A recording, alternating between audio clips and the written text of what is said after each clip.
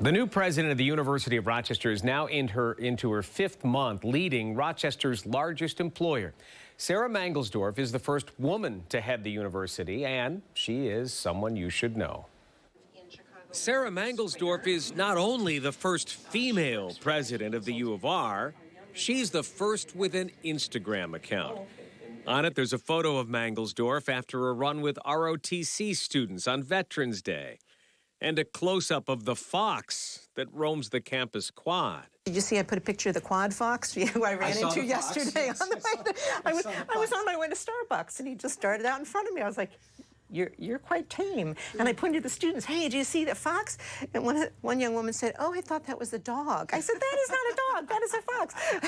A lighter moment in what has been a whirlwind 140 days since her inauguration. Getting to know the university and the community. If you had asked me in my 20s or 30s whether I thought I would end up as university president, there's absolutely no way. I would have said, are you kidding? But now this child psychologist is the leader of a university with roughly 30,000 employees and about 10,000 students. If you're the biggest employer in a community like ours, you have a deep sense of responsibility.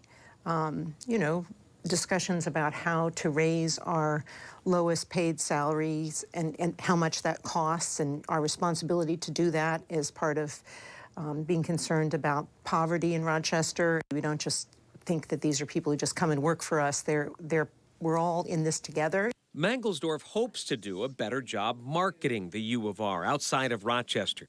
Before taking the job, she knew of the laser lab here, but didn't know it was part of the university.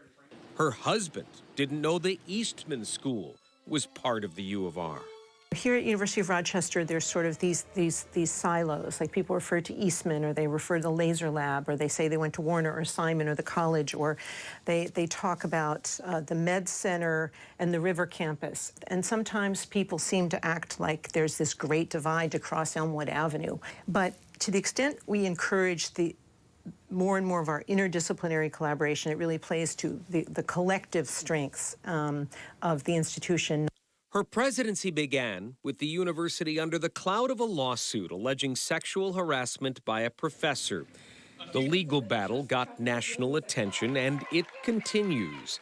But the new president says change is happening.